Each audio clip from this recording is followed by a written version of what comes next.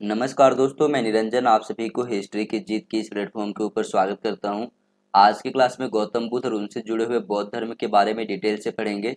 पर आप सबसे एक रिक्वेस्ट है दोस्तों कि ये वीडियो को आप लोग एंड तक देखना, और जिन्होंने इस चैनल को सब्सक्राइब करके नहीं रखा है, चैनल को सब्सक्राइब करके रख लो ऐसे और महत्वपूर्ण वीडियो प्राप्त करने के लिए।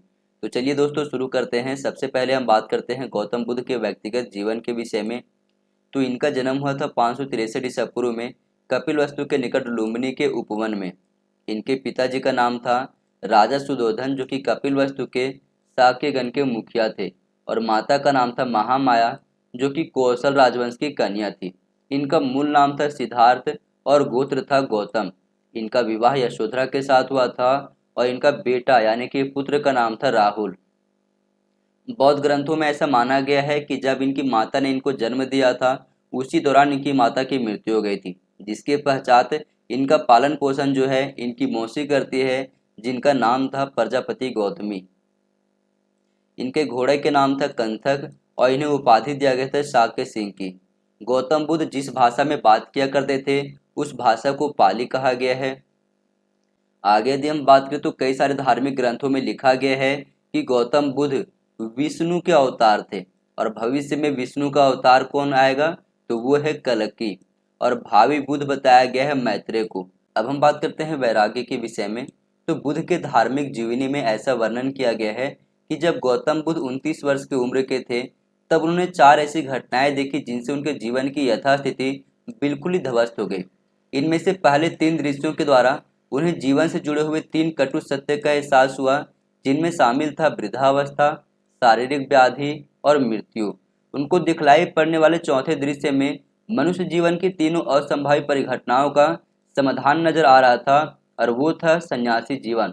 और फाइनली यही घटना जो है इनके जीवन में बहुत बड़ा परिवर्तन लाता है, और 29 वर्ष की आयु में ही अपने घर को त्याग करके सत्य की खोज में ये निकल जाते हैं, और इस पूरी घटना को महाभिनिष्क्रमण कहा जाता है।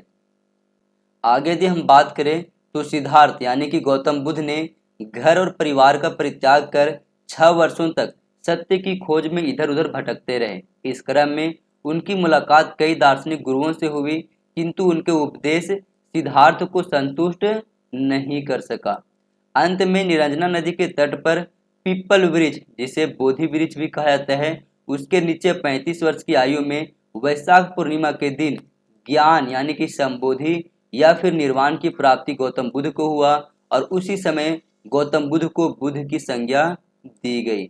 इनके पहले गुरु का नाम था अलार कलाम, और इनके द्वितीय गुरु का नाम था रुद्रक्राम पुत्र। आगे यदि हम बात करें तो ज्ञान प्राप्ति के पश्चात प्रथम उपदेश बनारस के निकट मृगवन में दिए थे, जिसे वर्तमान में ऋषि पतन या फिर सारनाथ कहा जाता है। ध्यान रखना कि प्रथम उपदेश को ही धम्मचक्र प्रवर्तन कहा जाता है। इसके बाद अगर हम बात करें तो इन्होंने जो उपदेश दिए थे वो उपदेश था दुख से निवृत्ति, यानी कि दुख से कैसे मुक्ति पाया जाए। फाइनली इनकी मृत्यु जो है 483 ईसा पूर्व में 80 वर्ष की आयु में मलगन राज्य की राजधानी कुशीनारा के कस्या गांव में हुआ था, और इस घटना को महापरिनिर्वाण कहा जाता है। आगे यदि हम बात करें तो गौतम बुद्ध के महापरिनिर्वाण के पश्चात उनके शरीर धातु यानी कि उनके अवशेषों के वितरण में द्रोण ने महत्वपूर्ण भूमिका निभाया था। कुछ इंपॉर्टेंट फैक्ट के ऊपर हम बात करते हैं तो पाली भाषा बौद्ध काल में अत्यधिक प्रचलित हुई। इसका कारण यह था कि महात्मा बुद्ध ने अपनी कृतियों के लिए पाली को अंगीकार किया था, और उनका आधार वाक्य था पाली धर्मानुशासनम। धर्मचक्र परिवर्तन ही बुद्ध का एक मुख्य उद्देश्य था। इस पॉइंट को भी आप लोग याद रखना। अब हम बात करते हैं बौद्ध स्तूप के विषय में। तो महापरिनिर्वाण सूत्र में कहा गया है कि गौतम बुद्ध आनंद को आदेश देते हैं कि वह राजपथों के चौराहों पर उनके पवित्र शरीर के अवशेष पर स्तूपों का निर्माण करें। यदि हम स्तूप के विषय में बात करें तो स्तूप बेसिकली अर्धगोलाकार गुंबद आकृति में होता है। इसके किनारे किनारे प्रदक्षिणा पथ होता है, यानी कि परिक्रमा पथ होता है। आप इसके किनारे किनारे परिक्रमा भी कर सकते हो। इसके अतिरिक्त ये भी याद रखना कि स्तूपों के निर्माण करने की जो प्रथा है वो बेसिकली बौद्ध काल से पहले से ही चली आ रही थी। ये भी याद रखना आप कि एक स्तूप में 4 तोरण द्वार होते हैं, पहला ये है आपका, दूसरा यहाँ पर दिखाई दे रहा है, तीसरा आपका ये है और चौथा है ये आपका। तो 4 तोरण द्वार एक स्तूप में होते हैं। ये भी याद रखना कि बौद्ध स्थापत्य कला के अंतर्गत हर्मिका आता है, अंड आता है, मेधी आता है, वेदिका आता है, तोरण आता है, अशोका कॉलम आता है, प्रदक्षिणा पथ आता है, इसके अतिरिक्त छत्र भी आता है। ये सारे पॉइंट को आप लोग याद रखना क्योंकि यहाँ से एग्जाम में प्रश्न बनते हैं। अब हम बात करते हैं बौद्ध संघ के विषय में। तो इसकी स्थापना सारनाथ में 5 ब्राह्मण शिष्यों के द्वारा किया गया था। इसमें प्रवेश संबंधी अर्हताएं कौन कौन सी थी? तो पहला था परवर्ज्या। परवर्ज्या का मतलब होता है गृहस्थ जीवन का त्याग करना। दूसरा इसमें क्राइटेरिया था न्यूनतम आयु।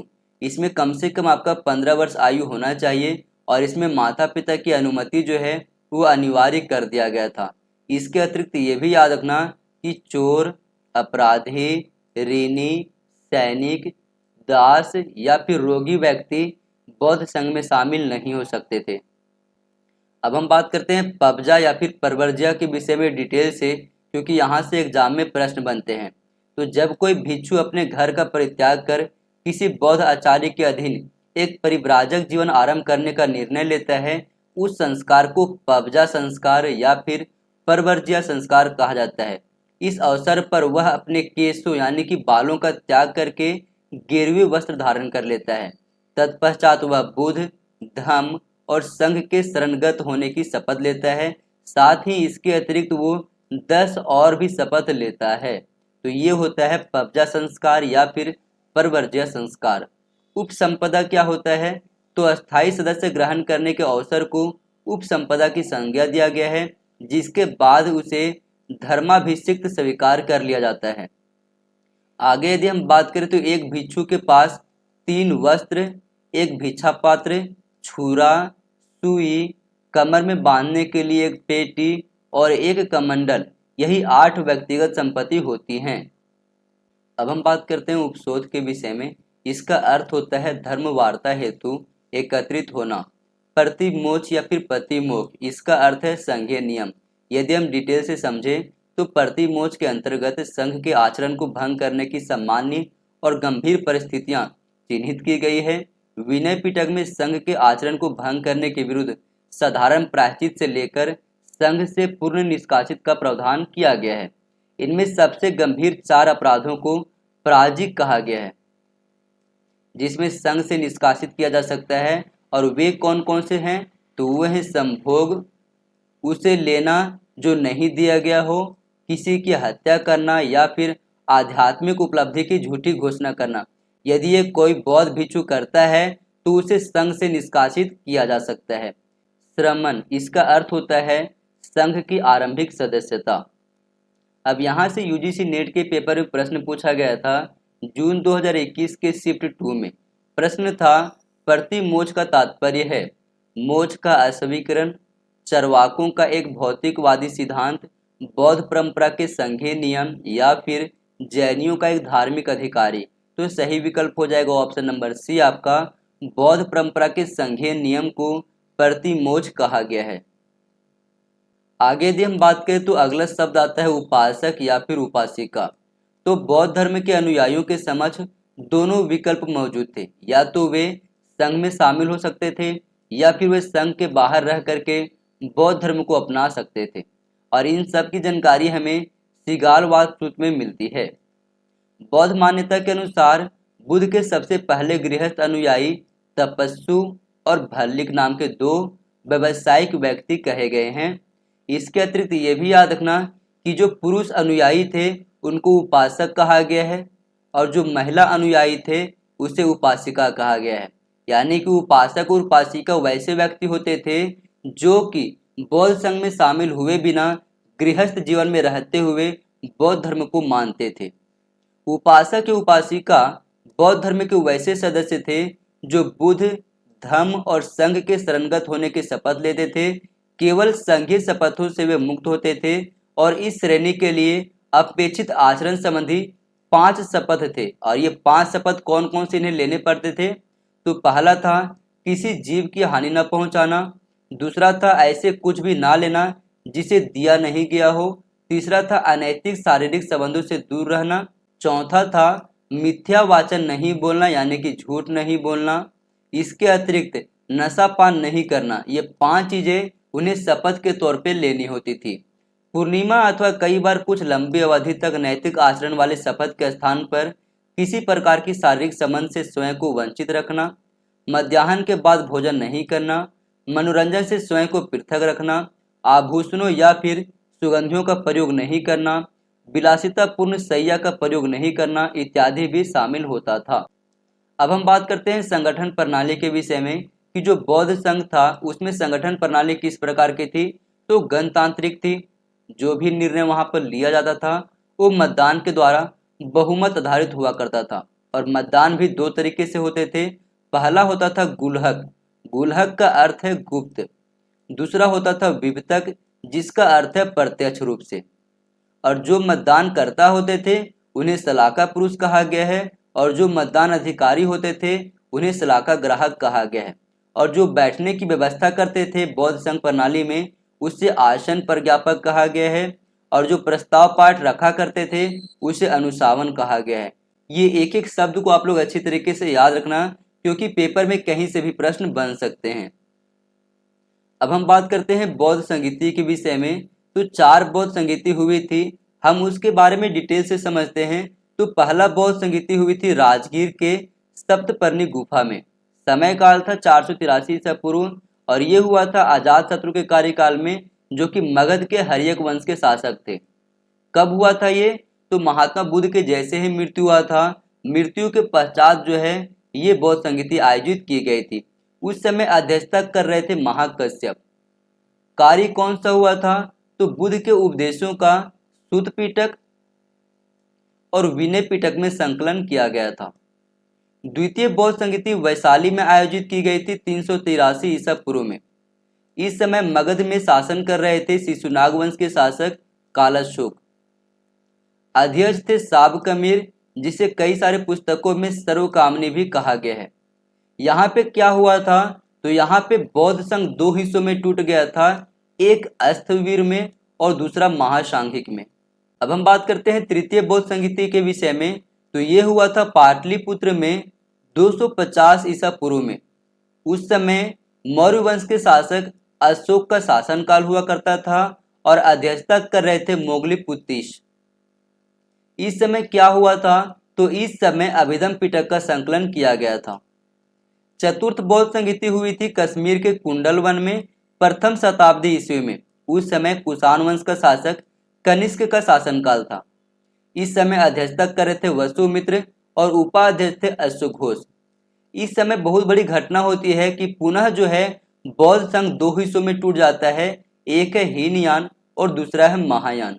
इसी समय वसुमित्र के द्वारा विभाषा शास्त्र ग्रंथ की रचना भी किया गया था। इस पॉइंट को भी आप लोग अच्छी तरीके से याद रखना। अब हम बात करते हैं बौद्ध साहित्य के विषय में। तो सबसे पहले हम बात करते हैं सूत पिटक के विषय में।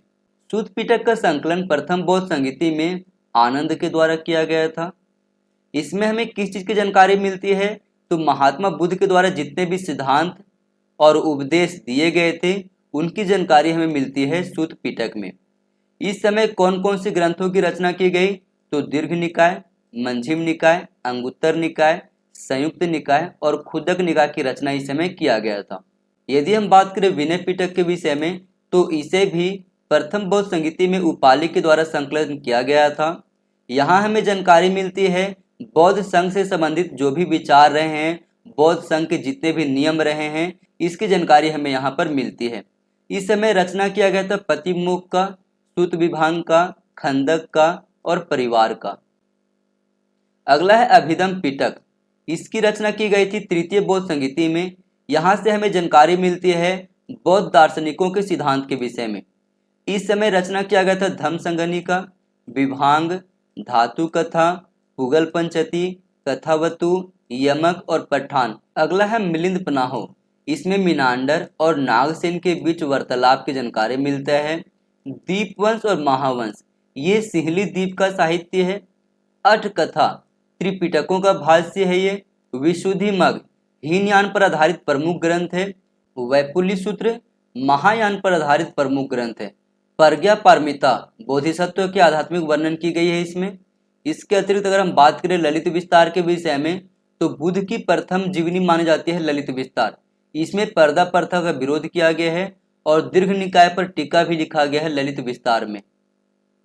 अब हम बात करते हैं हीनयान और महायान के बीच के अंतर के विषय में। एक चीज आप लोग याद रखना कि हीनयान, थेरवाद और अस्थविर इनके विचार एक जैसे थे, जबकि महायान, वज्रयान और महासंघिक इनके विचार एक जैसे थे। यदि हम बात करें हीनयान के विषय में, तो महात्मा बुद्ध के द्वारा स्थापित ये मूल बौद्ध धर्म को मानते थे। इस संघ में महात्मा बुद्ध के उपदेश को मानने वाले थे और इनका उद्देश्य था व्यक्ति विशेष को निर्वाण की प्राप्ति कराना। यह एक दार्शनिक सिद्धांत था और इनकी भाषा पाली हुआ करता था। ये महात्मा बुद्ध को सामान्य पुरुष समझते थे और ये मूर्ति पूजा नहीं करते थे, यानी कि महात्मा बुद्ध की मूर्ति का पूजा ये लोग नहीं करते थे। इनके सिद्धांत अधिक कठोर हुआ करते थे और इनका लक्ष्य था अरहत की प्राप्ति करना और ये सन्यासी जीवन पर बल देते थे और ये एक ज्ञान प्रधान संघ था। यदि हम बात करें महायान के विषय में, तो ये हीनयान का संशोधित और परिवर्तित संघ था। ये बुद्ध की शिक्षाओं के अतिरिक्त बोधिसत्व के सिद्धांत पर भी विश्वास करते थे। इनका उद्देश्य था संपूर्ण विश्व को निर्वाण दिलाना। महायान एक धर्म है और बुद्ध को एक देवता का प्रतिरूप मानते थे ये लोग, और ये जो है बेसिकली मूर्ति पूजा भी किया करते थे, यानी कि महात्मा बुद्ध की पूजा किया करते थे। पाली के स्थान पर इन्होंने संस्कृत भाषा को अपनाया। इनके सिद्धांत सरल, सुगम और जनसाधारण के अनुरूप था। बोधिसत्व को आदर्श मानते थे और ये एक करुणा प्रधान संघ था। गृहस्थ जीवन पर ये बल दिया करते थे और ये एक अधिक आशावादी थे। तो ये पॉइंट को आप लोग याद रखना।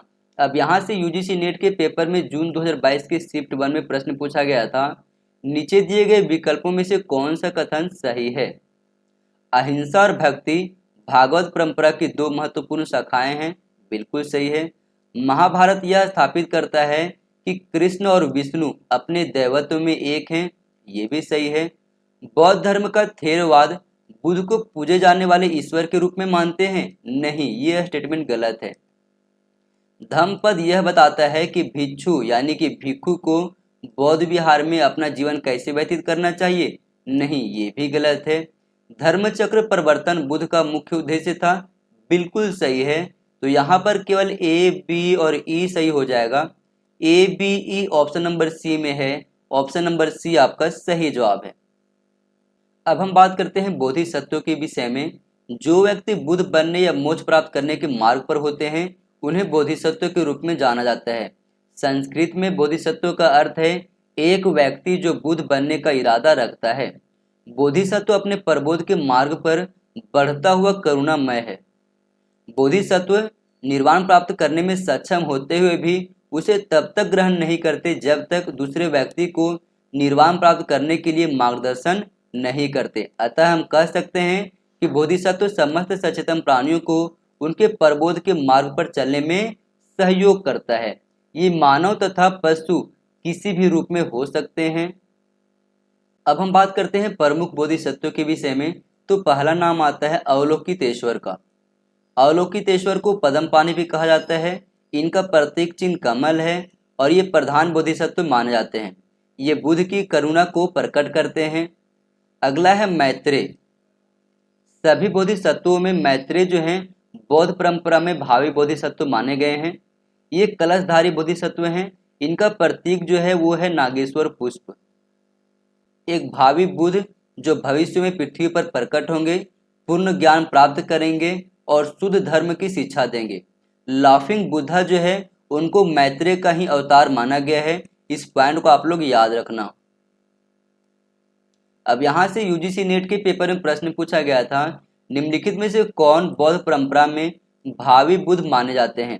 अवलोकितेश्वर, लोकेश्वर, मैत्रेय या फिर पद्मपाणि। तो सही विकल्प हो जाएगा ऑप्शन नंबर सी आपका मैत्रेय। अगला बोधिसत्व है तारा। ये बेसिकली वज्रयान बौद्ध धर्म से जुड़ा हुआ है। यह कई रूपों के साथ बौद्ध उद्धारकर्ता देवी भी है। यह बोधिसत्व अवलोकितेश्वर का स्त्री प्रतिरूप है। इस पॉइंट को आप लोग याद रखना। अगला है स्कंद। विहारों और बौद्ध शिक्षाओं के संरक्षक है ये। वज्रपाणी बुद्ध की शक्ति को प्रकट करता है। मंजूश्री बुद्ध के ज्ञान को प्रकट करता है। सामंत भद्र बुद्ध और मंजूश्री के साथ यह बौद्ध धर्म में शाक्य मुनि त्रिमूर्ति का निर्माण करता है। क्षितिगर्भ उन्होंने तब तक बुद्धत्व प्राप्त नहीं करने का संकल्प लिया जब तक कि नरक पूरी तरह से रिक्त नहीं हो जाता। आकाश गर्भ इसका संबंध अंतरिक्ष के तत्व से है। तो ये कुछ प्रमुख बोधिसत्व थे जहां से एग्जाम में प्रश्न बनते हैं। अब हम बात करते हैं ध्यानी बुद्धा और उनसे जुड़े हुए बोधिसत्व के विषय में। तो अमिताभ का संबंध है पद्मपाणि से। अक्षोभ्य का संबंध है वज्रपाणि से। वैरोचन का संबंध है समंतभद्र से।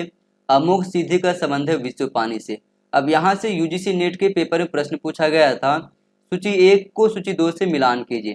सूची 1 में ध्यानी बुद्धा दिए गए थे, सूची 2 में उनसे संबंधित बोधिसत्व के नाम लिखे गए थे। अमिताभ इसका संबंध हो जाएगा पद्मपाणि से। अक्षोभ का हो जाएगा वज्रपाणि से, यानी कि ए का 2 बी का 1, ए का 2 बी का 1 ऑप्शन नंबर बी में है। ऑप्शन नंबर बी आपका सही जवाब है। अब हम कुछ इंपॉर्टेंट फैक्ट के ऊपर बात करते हैं। तो बुद्ध का विष्णु अवतार की जानकारी हमें अग्नि पुराण, भागवत पुराण, मत्स्य पुराण, गरुड़ पुराण, विष्णु पुराण, नारदीय पुराण से मिलता है। बौद्ध निर्वाण प्राप्त करने हेतु बुद्ध, धर्म और संघ नामक त्रिरत्नों में विश्वास रखते हैं। बौद्ध धर्म का थेरवाद गौतम बुद्ध को महापुरुष के रूप में मानता है, जबकि महायान में उन्हें देवता माना गया है। धम्मपद बौद्ध साहित्य का सर्वोत्कृष्ट लोकप्रिय ग्रंथ है। इसमें बुद्ध के नैतिक उपदेशों का संग्रह मिलता है। महासांघिक बौद्ध संप्रदाय का प्रवर्तक महाकश्यप थे, जबकि अष्टवीर बौद्ध संप्रदाय का संस्थापक या फिर कहे स्थापना महाकचानक के द्वारा किया गया था। गौतम बुद्ध पुनर्जन्म में विश्वास करते थे, लेकिन आत्मा के अस्तित्व को स्वीकार नहीं किया। महात्मा बुद्ध ने किसी नवीन धर्म की स्थापना करने के बजाय प्राचीन धर्म में चली आ रही कुरीतियों को दूर करने का प्रयत्न किया। अब हम बात करते हैं बौद्ध धर्म के सिद्धांत के विषय में। तो इन सिद्धांतों में शामिल है चार्य आर्य सत्य, अष्टांगिक मार्ग, मध्यम मार्ग, सदाचारी जीवन, कर्म और पुनर्जन्म, अनीश्वरवाद, क्षणिकवाद, त्रिरत्न, 10 शील। आगे यदि हम बात करें तो वर्ण व्यवस्था के संबंध में बौद्ध और ब्राह्मण मान्यताओं के बीच एक फर्क था। जहां बौद्ध इसे मानव निर्मित संस्था के रूप में देखते थे, वहीं ब्राह्मणों के लिए यह ईश्वर के द्वारा निर्मित संस्था मानी जाती थी। अंगुत्तर निकाय में बुद्ध ने अपने एक स्वप्न की व्याख्या करते हुए कहा है कि एक बार 4 अलग अलग वर्णों यानी कि रंगों के पक्षी उनके पैर के पास आकर के बैठ गए, जो 4 अलग अलग दिशाओं से आए थे। उन्होंने कहा कि ठीक उसी प्रकार क्षत्रिय, ब्राह्मण, वैश्य और शूद्र इन 4 वर्णों के भिक्षु संघ में प्रवेश पाते हैं। किंतु इसी ग्रंथ में आगे कहा गया है कि जब कोई व्यक्ति संघ में प्रवेश पा लेता है, तब वह वेव नियंती यानी कि वर्ण विहीन हो जाता है। तो दोस्तों आज हम लोग यहीं पे वीडियो को कंप्लीट करते हैं। ये वीडियो कैसी लगी जरूर बताना। और हाँ दोस्तों, जिन्होंने इस चैनल को सब्सक्राइब करके नहीं रखा है, चैनल को सब्सक्राइब करके रख लो ऐसे और महत्वपूर्ण वीडियो प्राप्त करने के लिए। थैंक यू दोस्तों, अगले क्लास में फिर मिलते हैं।